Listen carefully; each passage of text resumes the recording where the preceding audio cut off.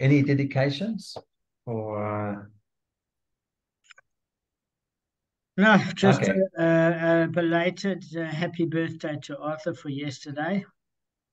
He's got, Yeah. many happy morn and please God. Adme Esrim Bishana, the Briut. As Damon said, it's another year around the sun. He sent me a video. Depends what tires you use in your car, Arthur. As long as they're Goodyear tires. Okay. Well, Okay, my so bike. Yeah. Anyway, it's not a joke I'd say right now, so I'll save it for another time. okay, so let's continue here with the theme of cruelty and compassion and pity and cruelty. Okay, so it says here, it gives an example. Rambam addresses an instance where a person who experienced grave abuse and injustice is asked by the wrongdoer for forgiveness. Rambam rules that failure to respond to such request is considered cruel. Even in this instance, there is no middle ground. The lack of response to the other party is deemed cruelty. In Hilchos Avadim, the Rambam expands the concept of compassion and cruelty. He says, though it's permissible to impose hard labor on a Canaanite slave, it is an attribute of piety and the way of wisdom that a person should be compassionate and pursue justice, and should not impose a heavy yoke upon his slave, nor harass him. He should give him food and drink of all kinds and types. The earlier sages would give a slave a portion from every dish they ate, and would feed their animals and slaves before themselves. Likewise, he should not humiliate him with either his hands or words. They were given for servitude and not for embarrassment. He should not excessively scream or be angry. Rather, he should speak with him pleasantly and listen to his complaints. It says the descendants of Avram Avinu, who are the Jewish people, upon whom Hashem bestowed the goodness of the Torah and commanded them righteous statutes and laws, are compassionate upon all people. And whoever has compassion upon others, others will have compassion upon him. As it is written in Devarim, and he will give you mercy and be merciful to you and multiply you. And what they say is, if you have a Jewish person who lacks any form of, I don't know, you back me up, correct me if I'm wrong, the way I'm saying this, and he doesn't have any form of compassion whatsoever, they say there could be actually a doubt about his Jewishness, and he might not actually be Jewish, because this is one of the midot of Avram, and we have to have, and we possess it, and we have to show it. And it also goes what I just said there about treating somebody, and a person who's a laborer is may not be in the same financial, have the same financial status as us or whoever, but to treat people with dignity and not be arrogant and not think we such big deals, and we can treat people as we wish. That's also a lesson from what I just read there about the Rambam. Treat people with dignity and decency, and it's not rocket science. Yes, I think we all subscribe to that, and it's like I'll give you an example, and now I'll finish with this. When I was in Joburg a few years ago, Arthur, what's happening with the cat? Okay, so anyway, a few years back in Joburg, one of my trips back to Joburg. There's a little bit of mince left. I left some over for you. On one of my trips back to Joburg, Arthur, are you with us? Yeah, I'm here. On one of my trips back to Joburg in the last couple of years, I went to a restaurant with a friend of mine and his friend, and we're sitting at one of the kosher restaurants, and the waiter, this guy, my friend's friend, let's say Mr. X, not Malcolm X, Mr. X. So Mr. X says to the waiter that you have a certain dish. So the waiter goes to say, I'll go check for you. And he goes and he checks, and he says to the guy, unfortunately, you don't have it. So he starts having a whole rant. It's why don't you have it? It was like really embarrassing. This oak was wearing a yarmulke and it had a beard. He looked the part. So I said to him, don't talk to the guy like that. In front of the waiter, I said, don't talk. You better apologize to the. Don't talk to him in front of that. He's not your boss. Talk to him nicely. And talk, as I'm saying to you now. And I said it deliberately in front of the oak. And I made him apologize to the waiter, talking to him like he's a piece of garbage. First of all, the Chilul Hashem and thinking that he's superior. It's not the guy's fault that that they didn't have that particular dish. I mean, it was actually embarrassing the way that he spoke to the guy. Did he But I put him in his apologize? place. Half-heartedly, but I put him in his place. He learned to listen, I hope. We can't tolerate behavior like that. Yeah, it's true. Anyway, That's true. I mean, it's a lesson for all of us. We need to all not have any arrogance or ego, and especially if you're masquerading like an observant Jew. I agree. Yeah. I agree. Even more so. Yeah. All right, Kev, that was well done. Let's let's get started.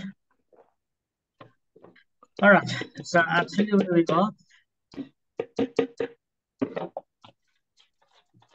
are. What's that hammering? Garth, can I put you on mute? You don't... I'm sorry. Yeah, put me on mute. Sorry, I didn't know. I thought... Okay. All right, guys. So basically, we were talking about Rav Asi's position that a craftsman acquires the improvement of the utensil, which indemnifies him from giving it anything other than the raw material he received if he actually fashions it from scratch. Whereas, according to Rav Asi, if he just fixes the item or repairs it, but didn't manufacture it from scratch, he then is responsible for the entire item that he damages. So we went through how that doesn't necessarily reconcile with our mission at all, and that Shmuel wasn't a proof against Rav Asi, nor it was an argument for Rav Asi. In fact, if anything, it's more of a proof against. The only reason you can't use it as a proof against is because it's not conclusive that he's necessarily against him in every case. It just seems in this particular case that it certainly can't be proven that he agrees with Rav Asi. So contextually he might, but in slightly different circumstances. So the Gemara says, look, come learn a proof from the following brisa. And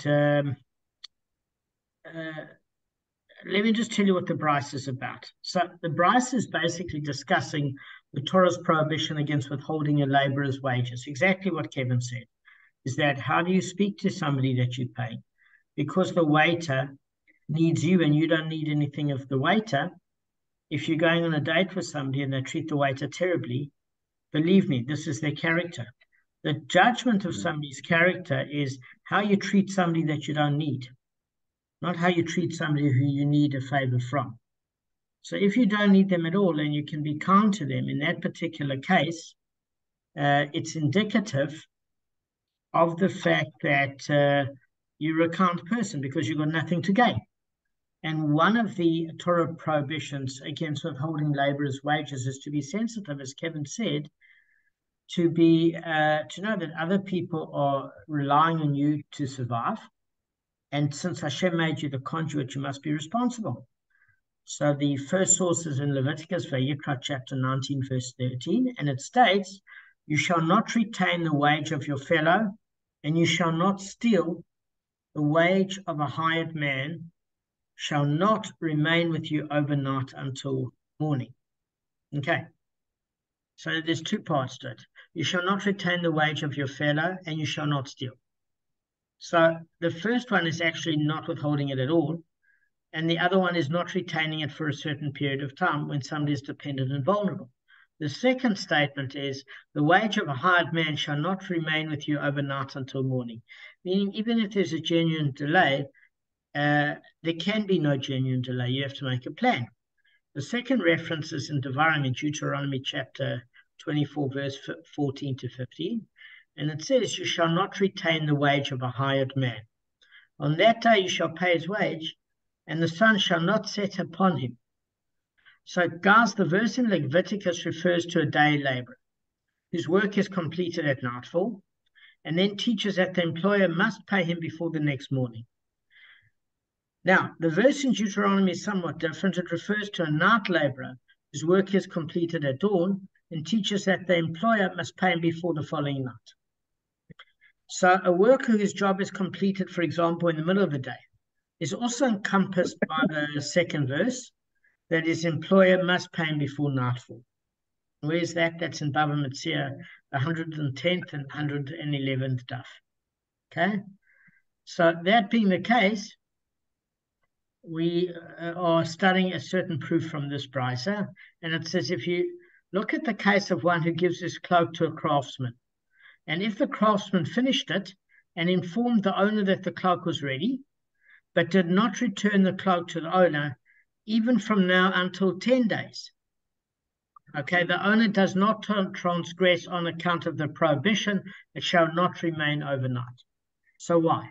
Because even if the cloak's owner left it with the craftsman and didn't pick it up and pay the craftsman wages for 10 days, firstly, the craftsman himself has got collateral of the jacket because the person took it there because he actually needs it back. He needs his coat back. So it's not as if the leverage is gone. And the second issue is, according to that verse in Leviticus, you're not entitled to demand payment unless you complete the job. And what's the definition of a craftsman complete a job? Is when he returns the finished product to the owner. So apparently in those days, I don't know if they worked on a delivery service or he had to make an arrangement with the owner to pick it up. But as long as he still had the goods, the person was not in transgression because you had that as some sort of leverage. Okay? If, however, the craftsman returned the cloak in the middle of the day, so in other words, you're not coming from a big city, you're talking about a tiny suburb the size of Glen Hazel. So once a day, he wants to make sure he gets paid, and he knows the halacha, so he makes sure he goes to the various streets of Glen Hazel, and at a certain time before the end of the day delivers all the material. The money has to be waiting for it because it's delivered. Then that becomes enforced that he has to be paid until nightfall.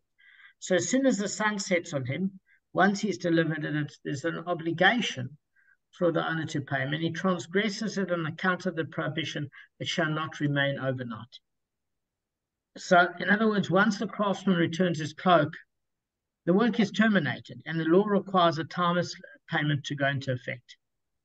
So, again, if this craftsman finished the job in the middle of the day, his employer must pay him before nightfall. So why might you not say it's seen as a person that has their own business? Because it might be just labor that's required in this case, and it's not as if you're developing raw materials into a finished product, but merely doing some stitching, etc. And the cost of a bit of cotton isn't high. It's actually the expertise required not to ruin the item. So if you want to hold its work that you're paying for and not a product or service, then there has to be a payment done immediately. So obviously, guys, should be noted that in the case stated by the brisa, where the work was completed before the end of the day, the employer who does not pay wages before nightfall doesn't transgress the prohibition against withholding wages until nightfall. Why? Because there's a prohibition in Leviticus that against allowing the sun to set without paying the wages. Meaning it actually depends what time it's finished. The work's done. It's also got to be reasonable for the person paying. So the question arises and says, now, if it should enter your mind that a craftsman acquires the improvement to the utensil, why then does the owner transgress the prohibition, it shall not remain overnight, by withholding the craftsman's wage after the cloak is returned? Why? The money he owes the craftsman should not be deemed a laborer's wage, but rather proceeds of a sale, which are not subject to the prohibition against withholding a laborer's wage. So what is it saying here is that it seems to go against Rav Asi in a way. Because Rav Asi said, look, you can see it as proceeds to the sale, and if a person improved the item, he gains the improvement as well as the item himself. So if he ruins it, he only has to give what it was worth prior in raw material form. But we're not talking about here a coat or or something like that, because that is almost needing minor repair. So it doesn't fall quite within the same category. But it certainly does say it seems to be arguing with Rav Asi, because it's like we're not treating this person as if it's proceeds to a sale, because proceeds to a sale means if you've got it means you can pay it over a certain period of time, or maybe within 24 hours or 48 hours or 7 days or 30 days, whatever the terms and condition of that business is. However, you deem to have made a Torah prohibition both in Vayikra and Devarim if it's considered labor and you subject to withholding somebody's wage. So it seems as though this is this particular brisa is against Rav Asi in proving that it's more of a labor that wage that a craftsman earns as opposed to the proceeds of a sale. So that's the Gemara's proposal, and it's rejected on the following. Rav Mari, the son of Rav Kahana, said the brisa deals with the testing of a thick coat. So what do you mean? Where there's no improvement performed by the craftsman as the procedure weakens the cloak. Hence, the craftsman does not acquire any share in the cloak, and the money owed him is considered a wage rather than the proceeds of sale. So all it's saying is as follows, is that tesseling, I didn't know what it was, but I looked it up. It's the hairy surface of a cloth, and you're raising the napping by plucking at the fibers on the surface of the clothing, right? So you're brushing the cloth, etc. You're teasing it, basically, like women used to tease their hair, and they used to use the hairspray and everything else in the 50s. So what that does do is that actually damages it to a certain extent because the leather thins or the fabric thins. So accordingly, the garment could have lasted longer if it hadn't been tasseled. And therefore, the Gemara assumes that the garment didn't appreciate in value from his work. So in other words, the Gemara is saying here, it's not a proof against Rav Asi. Because Rav Asi says the definition of proceeds of a sale, or it's a business taking raw materials and fixing it up, adding labor and adding parts to where if he damages it, he only has to give the raw material back, is when there's improvement. And what it's saying is, in this case of a cloak, if you're doing something to it, you're lessening the value and the quality because you have to make certain things thinner, and adjustment that actually maybe removes the surface area of the leather or fabric somewhat and reduces the value. So if it reduces the value, that's certainly no improvement. But the Gemara says, no, you can't say that's necessarily the case. Why? Because who gave the craftsman the cloak? It was the owner. So obviously the owner gave it in order to soften it by using this teasing procedure. So since he softened it, it was taken to him by the client. That's considered an improvement to the client because the client paid for such a service. And therefore, although tasseling weakens a garment, it enhances its value, especially to the person that brought it in for that particular sort of special, maintenance, etc. So there are people that prefer it in that particular state. In other words, a soft finish as opposed to this harsh fabric or leather. And obviously, if that enhances, according to certain opinions, the insulating properties of the cloth, it gives it a more beautiful appearance and it keeps you warm. That's in Bava Kamma. So in other words, even if it does do detriment to the fabric or leather, the fact that it was taken there by the owner of that coat to the craftsman, meaning he wanted it done, and therefore in his eyes it has improved. Otherwise, why take it there in the first place? And many people would like to have a softer coat.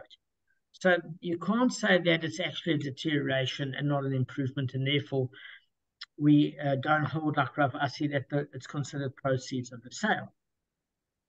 So what in the final analysis are we talking about? Accordingly, if a craftsman acquires the improvement he makes to a product, it's the craftsman, according to Rav Asi, that would acquire the value of the softening and the improvement. And that money owed to him would be considered proceeds of the sale. And they're not subject to the prohibition of it shall remain overnight. In other words, the craftsman's not seen that as a laborer that's been paid for his service, but rather as a person that has a business, made an improvement, and then is billing the client for almost what you call a manufacturing sort of job. Do you get what I'm saying? Where there's, like, you take your shoe to or you take your clothing to a dry cleaner, or you're taking a shoe to a cobbler, etc. You're not just paying the person for time, you're paying them for expertise, you're paying them to use certain products to fix your shoe up, or to make sure that your dry cleaning is done in a decent state. You're not just paying for time. So the Gemara says, look, even if you want to give that argument that it's proceeds of a sale, and it's not subject to the prohibition of employee wages where you're sinning if you don't pay the person overnight, it's still not a proof. Why? Because it's necessary, guys, only to say that the brisa refers to where he hired the craftsman to stamp on the cloth, contracting him to pay a manner for each stamping, where in that case a wage of labor is paid and not one of contractual work. So what are we actually saying here is, look, the brisa isn't referring to a craftsman who was contracted to tessel the cloak, but he's actually a craftsman that's hired to full the cloak. What do we mean? So making it fuller is the first stage in the finishing process, and precedes the testing stage. In other words, after the cloth is woven and this woolen cloth, it's handed over to the fuller, and basically what that process entails is washing it in a tub. It contains like warm to hot water and fuller's earth. What does that mean? It's almost like a abrasive technique to try and make it a little bit more refined. So what happens is, while it's in the tub, it actually shrinks and thickens. So the wool is stamped on in order to close these minute gaps in the weave, because in those days there wasn't any industrial revolution where there were thin weaves and done in an automated basis. So it's got the era of human intervention, which means some weaves are closer than others. And the shrinking process, I had to look this up, causes the cloth to harden, and then it's tesseled in order to soften it. In other words, it's hardening so that it shrinks. There's no more gaps in the weaving. And then what happens is there's a separate process afterwards to soften it, but those holes are closed up. And in that particular case, what does it mean? He didn't contract to pay the craftsman a fee for filling the cloth. In other words, this process where he says there's a whole consulting or expertise fee and you need to do this process. The Gemara is saying no. If you look at it in Bava Kamma, he contracted to pay a ma'eh for each individual stamping, regardless of whether or not the cloth became filled. In other words, the original owner of this jacket thought it would be cheaper to, every time he did the process, bang, bang, bang, bang, he'd pay him for each individual stamping. In other words, a labor fee, and not the result. In other words, if you're paying for the result, you're paying for services which are considered proceeds of the sale for goods and services. But if you're paying for each thing that's done, irrespective of whether you're getting the right result, then you're just paying for time. And that's the case where there is the exception. Why? Because his fee doesn't depend on his affecting an improvement in the cloth, but actually, guys, upon the amount of work he performs. So he's not a contractor, because if he was considered a standard contractor where he built it from scratch, he'd be entitled to acquire the improvement he was contracted to effect, because he'd be paid for results, not for time. So as you can think of it as similar to a day laborer who earns a wage to do the same activity again and again. He's not paid for his expertise, he's paid for his time. And therefore, he has to be paid before sunset. So according to what we thought originally, that the Bryce is referring to where he didn't hire him for stamping, but rather as a contractor, okay, and the Bryce nevertheless rules that his fee is subject to the prohibition against withholding a laborer's wage, which means he's actually considered almost like a wage earner, an employee, as opposed to a private business person. The Bryce supports the following ruling of Rav Sheshes. Because Rav Sheshes says if an employer delays payment for contractual work, and what do we mean by contractual work? Where there's a set fee for the completion of a specific task. It's not contingent upon the amount of time he spends working. So again, Rav Sheshes is now saying there are two types of labor. The one is where you paid for an outcome, irrespective of how long it takes, and that's known as special goods and services, at which it's considered proceeds to the sale, and you don't have to pay a person before the sun sets. Whatever the payment arrangement is, you can stick to it. Okay? And in that case, so that's contractual work. And the question is, Rav Sheshes is saying, if it's considered that sort of contractual work, that it's outcome-based, irrespective of the amount of time, does he transgress on account of the prohibition, it shall not remain overnight? Does he not transgress the prohibition? In other words, is he seen, according to the halacha, as having to pay him as he would an employee on time, quickly and efficiently, or not, because he's being paid for outcome and not the amount of time it's taking? So Rav Sheshes said, look, the answer to that is he still transgresses the prohibition if he does not pay on time. Why? Because even service providers need to be paid on time as if they're employees. They've got people to pay. They've also got expenses and home expenses, etc. So that then is not a proof against Rav Asi. Just because he's paid on time before the sun sets doesn't mean that it argues with Rav Asi that he's seen as an employee. He could be seen as a contractor whose proceeds to the sale can be billed, and he needs to be paid on time. But it still could mean that the contractor can keep the improvement and acquire the goods. Should he ruin it, he only has to return the raw materials. So this is not a proof against Rav Asi, according to Rav Sheshes. According to the Gemara, there's another opinion that it might be, because Rav Mari, the son of Rav Kahana, said that you might, in that case, you might be lowering the quality, because you're actually damaging the fabric, even though you're making it softer, and therefore there's no improvement by the craftsman. So what's he going to acquire? And therefore it makes him like a wage earner. And the Gemara says, no, there is an improvement, because the whole reason you take it to a service provider is you wanted that sort of change. Therefore, for you, it's deemed an improvement. So those are the two arguments at play. Let's just see how much time we've got.